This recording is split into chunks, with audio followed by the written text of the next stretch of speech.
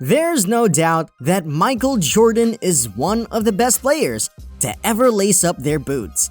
But you can't ignore the fact that he was kind of a jerk throughout his NBA career. From trash talking to talking players down, Michael has done it all. While some call it over-competitiveness, others think of it as Jordan just being plain rude. He didn't mind getting in people's faces and letting them know what he thought of them. From talking trash to physical assault, after some serious digging through, we've compiled a list of every time MJ humiliated an NBA player. Number 10. Gary Payton. Jordan single-handedly destroyed Gary Payton at the 1996 NBA Finals. The Bulls fans celebrated, while the Supersonics regretted ever going up against MJ.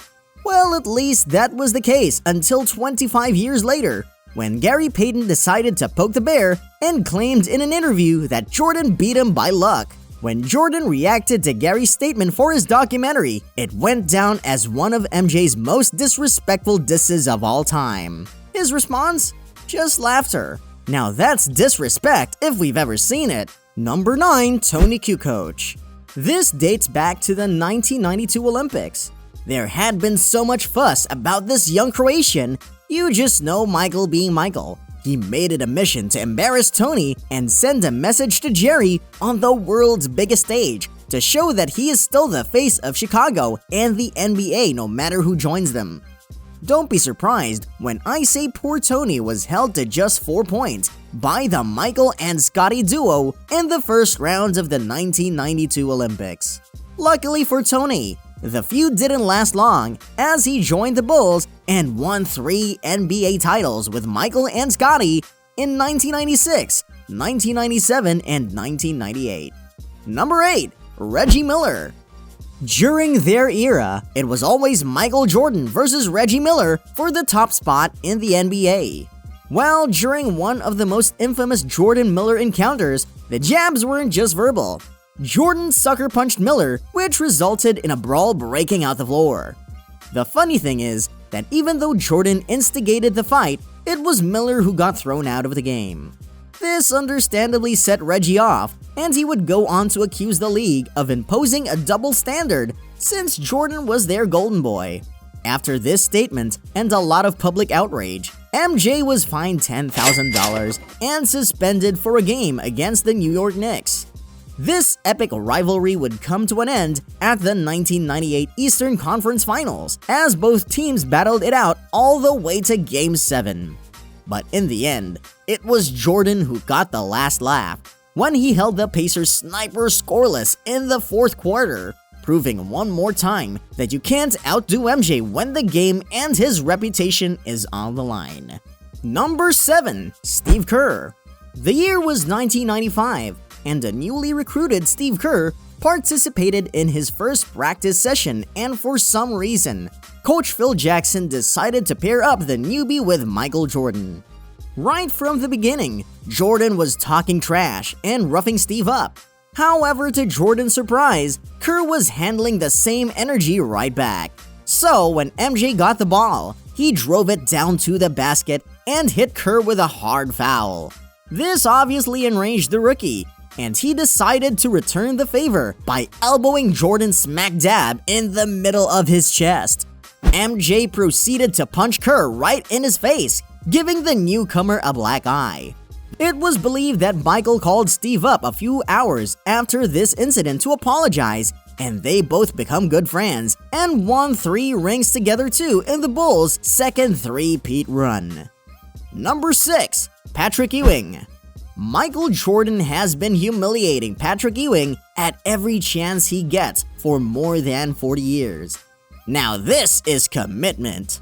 This rivalry started way back in 1982 when both players were in college, and Jordan beat Ewing for the NCAA championship in a humiliating fashion. And ever since then, MJ has not skipped the chance to dunk on Ewing. He would routinely talk trash, poke fun at, and scream at Ewing every time the two faced off. And even though Ewing retired in 2002, that still hasn't stopped MJ from talking trash to him. The funny thing about this rivalry is Patrick's positive attitude regarding all of MJ's antics, and they still remain as great friends up till today. Number 5. Clyde Drexler. Jordan and Drexler were often compared to each other because of their similar playing styles. They were both extremely athletic and had great leaping skills. The Jordan-Drexler rivalry reached its peak when the Chicago Bulls and Portland Trail Blazers met in the 1992 NBA Finals. MJ was determined to put the comparisons to rest once and for all. Jordan told Magic Johnson that he would give it to Drexler on game night, and boy oh boy did he deliver on that statement. We saw a completely different Jordan in this game. He was draining three-pointers like Curry, and neither the Trailblazers nor Clyde could do anything about it.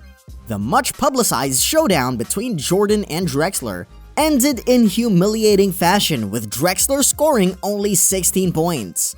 Number 4. Kevin Garnett. If there was anyone that could match MJ's trash talk reputation in the league, it was definitely Kevin Garnett. During a game between the Bulls and the Wolves in 1996, Garnett was at the top of his game.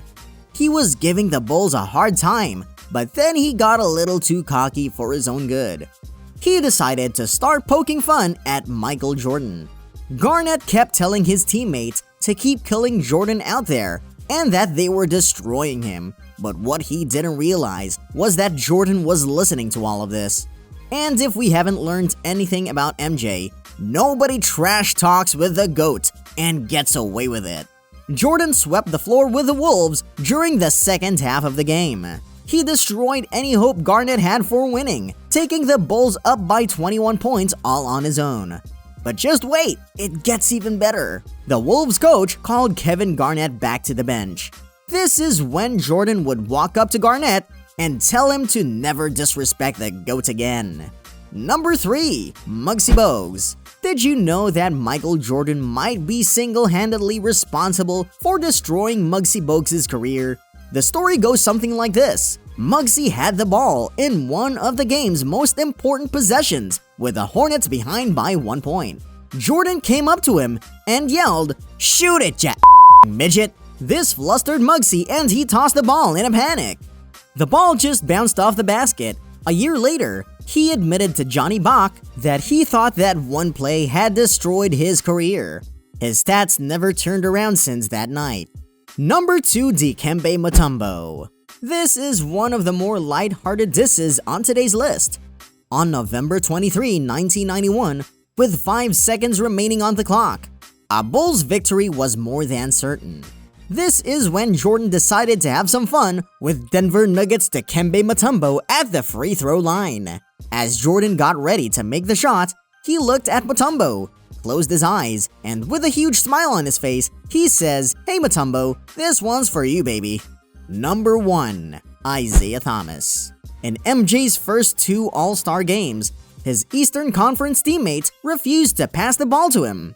The veterans on the team decided to freeze out Jordan during the 1985 All-Star game since they didn't want the rookie to overshadow them.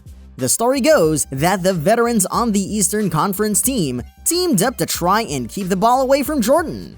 According to reports, Isiah persuaded his good friend Magic Johnson to tell the Western Conference team's players to target MJ from the defense.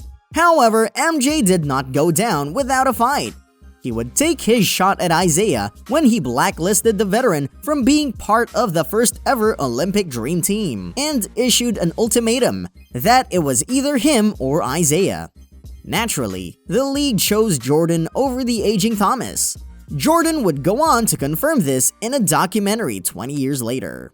Do you think it was petty of Jordan to block Thomas from this once-in-a-lifetime opportunity? Let us know in the comments.